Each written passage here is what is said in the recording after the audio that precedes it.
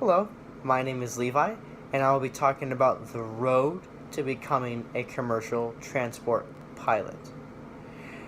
Now, the reason that I wanted to talk about this subject in particular is because I myself really want to become a commercial transport pilot.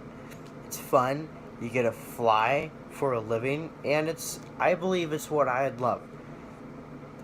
The requirements for becoming a commercial transport pilot are many, and they're strenuous. The first requirement that you must have before attempting to become a pilot is a 4-year degree from any non-specific university. It doesn't have to be a specific degree either. However, a lot of people do choose to go with an aeronautical degree just because it looks better on their resume. However, flight airlines are getting really desperate these days, so it really doesn't matter what degree you have. Hence why I'm going with a business degree. If I didn't want to become a pilot, well, I still have the option of going pretty much anywhere else I want in the business industry. I could be a marketer, an economist. I just simply have to change my major just by a little bit, whereas an aeronautical major can't do that. They're devoted to flying, which isn't a bad thing. The second requirement is that you must have attended a flight school. Now, a flight school can take quite a little bit to graduate from. It could take anywhere from 2 to 6 years, and it's just as expensive as a 4-year university. Now, when you get to the flight academy, you must complete several ratings or licenses. The first rating is your private pilot's rating.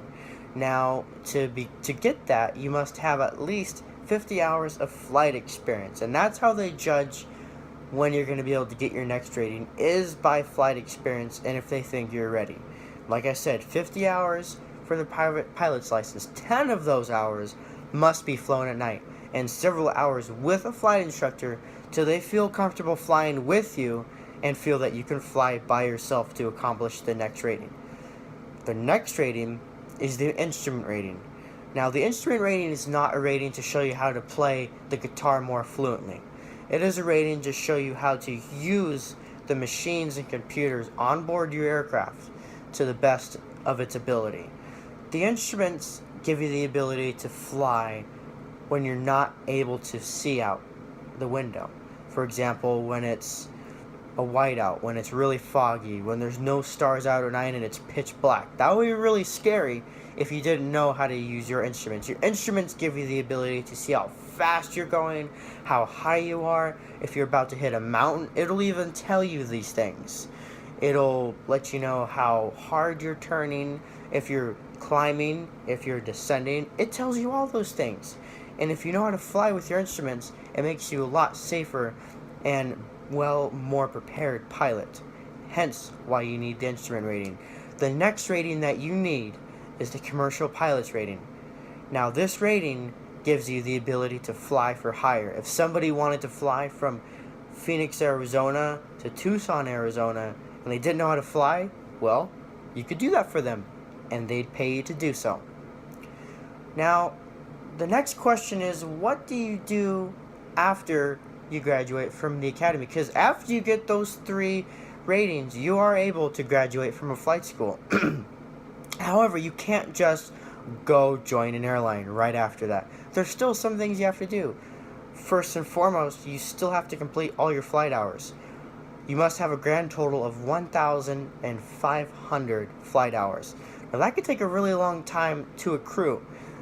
There's 1 or 2 ways to get all those flight hours. After you get your commercial pilot's license, if you have enough money, you could buy your own plane. If you have enough money to pay for the fuel and the maintenance. However, if you're like the rest of us and don't have $1 million, there's a second option, and that's to continue your education at the academy and get your instructor's ratings. Now, the instructor's ratings is the exact same thing as a commercial rating, except you are certified and rated to instruct and train new pilots how to fly.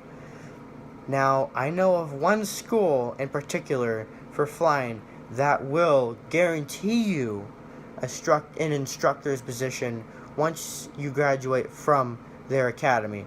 Now, the nice thing about that is job security.